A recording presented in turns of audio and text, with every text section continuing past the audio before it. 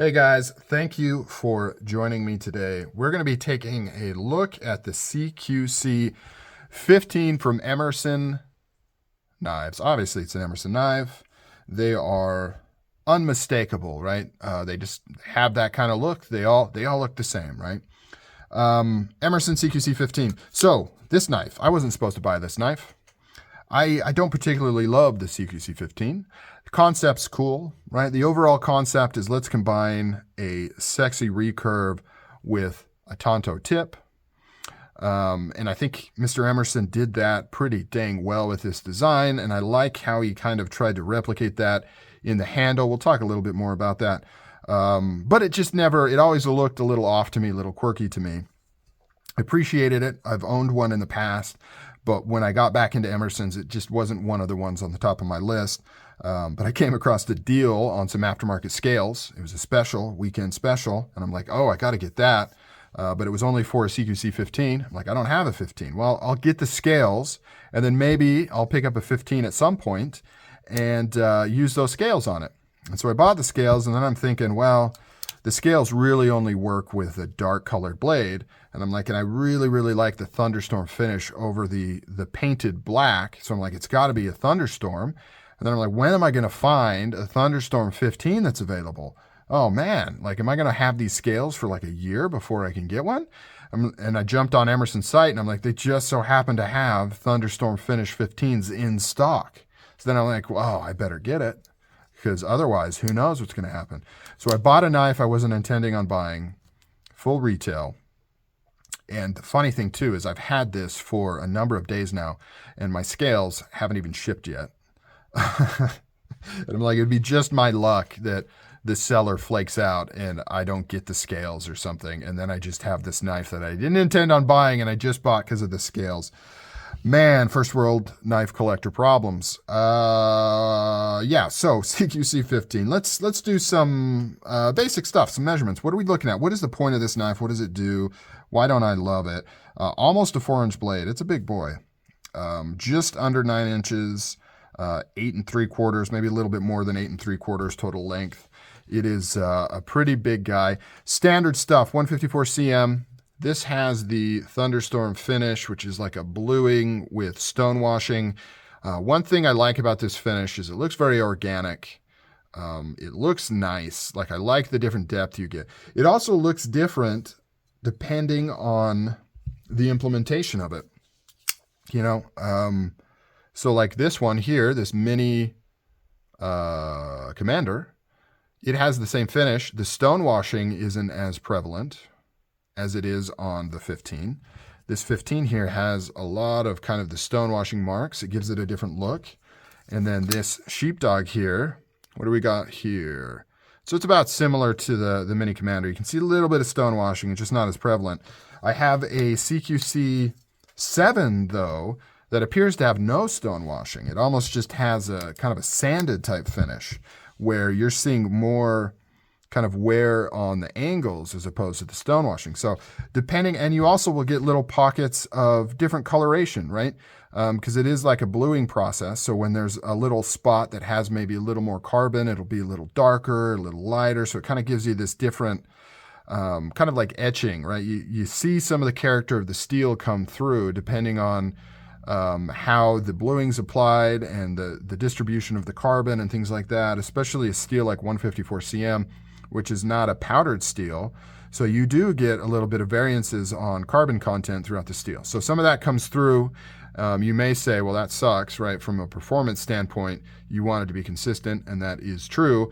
But from a visual standpoint, and that's what's important, guys, it looks pretty cool. And you get different, every knife is going to be slightly different when you get the thunderstorm. Anyways, I digress. Where was I even going? Oh my gosh. So thunderstorm finish on this one, I really, really like it. I don't know what my original point was before I went on that tangent. But the real kicker on this knife, standard stuff everywhere else, right? G10, standard hardware with Emerson's. Two ways to look at that. One, you could say they all look the same, and they're all the same. I get that. But you can also look at it and say, everything's interchangeable. which is nice, honestly, for a couple reasons. For practical reasons, but then also for fun reasons. So, for example, we'll go on another tangent, why not?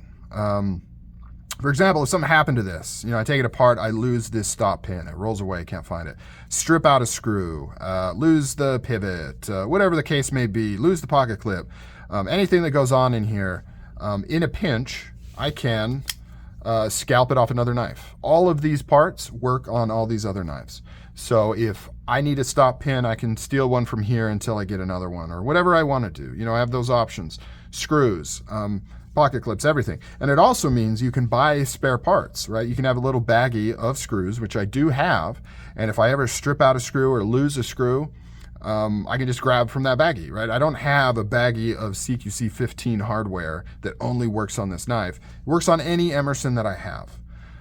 They're all interchangeable. Same with pocket clips. Like, you want to buy fancy pocket clips, whether they're just kind of Emerson ones that look kind of different or really expensive steel flame ones, you can buy those and throw them on whatever knife you want. If you're really into this knife, you could throw on your cool pocket clip on here, carry this around for a couple months or whatever, and then maybe you move on to your mini Commander and you throw it on this one. If you get titanium colored hardware, whatever the case may be, right? I mean, you can use your imagination. You can mix and match. You're not buying something specifically for that make. Now, I'm trying to think if I have another example. I don't have another example, but for example, if you have, like, I don't know, whatever, this Evo 3 and you have another CKF knife, the hardware is not going to be interchangeable. It's possible some might, maybe they reuse the same pivot if they can, but everything else is going to be purpose-built for this knife. You have to have backup hardware, which, not the best example because these actually come with backup hardware, which is one of the coolest things about these knives, in my opinion. But let's take this, something obscene here. Between the Lek and the Mini J Cape and the Nemly, once again, there might be some overlap. They might reuse some pivots, but for the most part, you're not going to be able to reuse hardware, or at least you can't guarantee you can reuse hardware. It's always going to be like a try it and see kind of thing. So that is one of the benefits of Emersons, and like I've stated a million times before, Emersons are built to be used, right? So they're built to be used, they're built to be broken, they're built to be fixed, they're built to be replaced. Planned obsolescence, that is the Emerson game, right? That is their primary thing. They're not after the coolest, slickest looking stuff.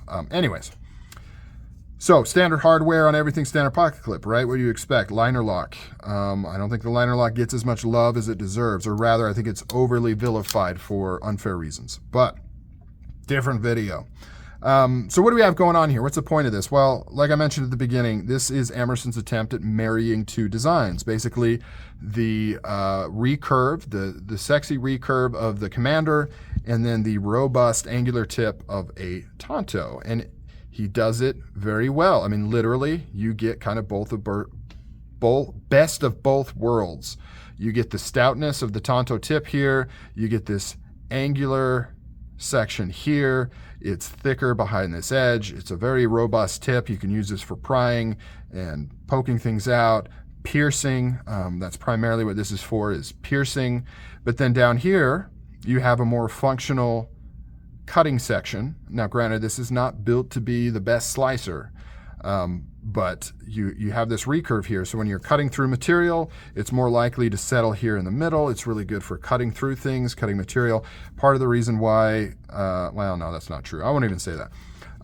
Good for cutting through material because it kind of wants to keep it in this recurve. Now, you can tell it's not a super prevalent recurve. It's a very subtle one compared to like the Commander, which is good, because a lot of people's complaints about the recurve is they're hard to sharpen, which I don't think they're as hard to sharpen as a lot of people think they are.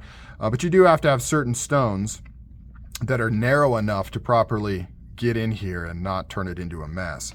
With something like this, a very subtle recurve, you're just really not going to see a problem unless you are using like big flat stones or something. But most sharpening systems are narrow enough to just inherently handle a recurve like this.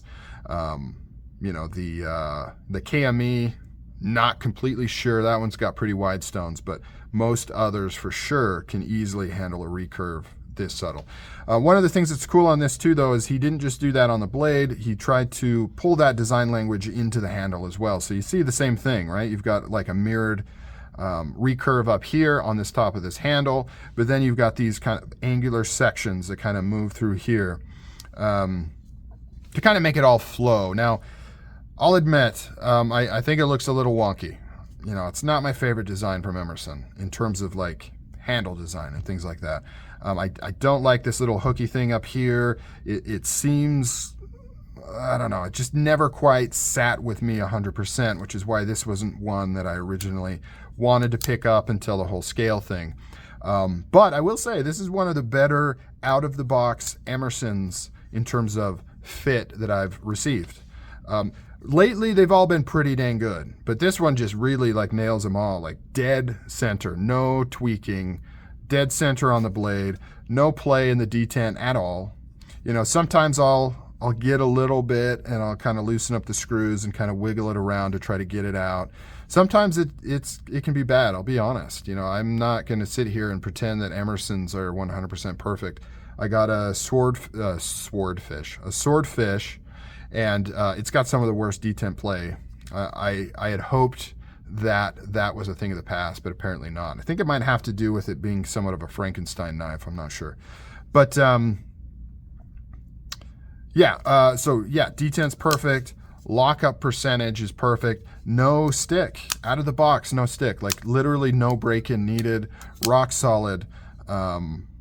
Perfect. Like this one was the one of the primo examples. I have a Commander that's equally as good, but really good. So that kind of makes me like it a little bit more. And I know people, the haters out there, are going to be like, that's ridiculous. Every knife should be that way. You shouldn't have to like this one more because it doesn't have what they would consider to be issues. None of these are issues, right? None of those are issues. Our definition of issues has gotten ridiculous. None of those are issues. Knife functions perfectly as intended either way. But those little things that kind of line up, you know, they just add a little bit of enjoyment, right? Not needed for the knife. It's not important for the knife, but it still is kind of nice when you get one that's just like tuned perfectly out of the box. You don't have to mess with it. Nothing's off. Kind of nice. I don't know. Gives me warm fuzzies. So you have that nice recurve. You have this design language coming through here. Like usual, you know, the ergonomics on Emersons are top notch. Reverse as well as saber grip, hammer grip. It's all pretty dang good. You've got the ramp here of the wave feature, with which this does have. It also has the thumb disc opening there.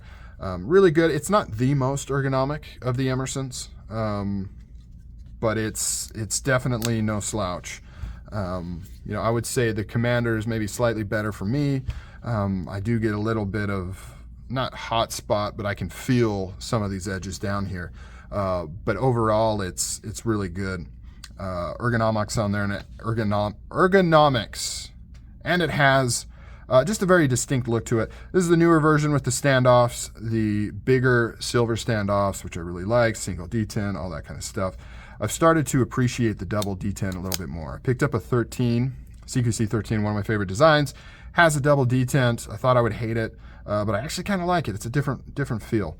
And that's one of the things I like about Emersons. They've got a cool feel to them. This G10 is proprietary. You're not going to see this on any other knife, and it gives it a very kind of natural feel. Like, it doesn't feel like an artificial material. It feels like more of a real material. It's got a different tactile presence to it. When you grip Emersons, it has a different feel, and it creates that cool G10 striped design in the light. It's just kind of neat. Very subtle. That's the thing with Emersons. Like, they've got a certain eloquent beauty to them, despite them being somewhat, you know, quote unquote obnoxious tactical folders.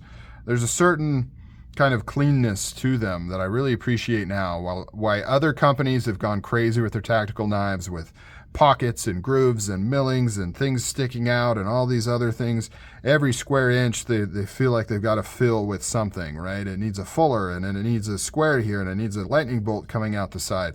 I like kind of the simplicity of Emersons, and I've said this before, they're kind of like how traditional slip joints are to utility knives. I almost feel like Emersons are getting traditional tactical folder compared to modern tactical folders. Like, they just have a classic look to them compared to like Like this. This isn't even the worst example. This one's still pretty clean, but just a lot going on. A lot of angles, a lot of planes. You've got grooves coming in through here. You've got things sticking out everywhere. And on one hand, it's kind of interesting, eye candy to look at all the details, but it does make for a little bit of a busy knife. And like I said, this is not even a prime example of that.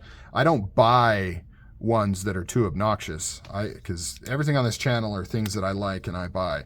So when I do get something, just know it's not the most extreme version of that particular example. All right, guys, so that's it. CQC-15, long video. I don't know if I even really covered anything, but we had a good time chatting, right?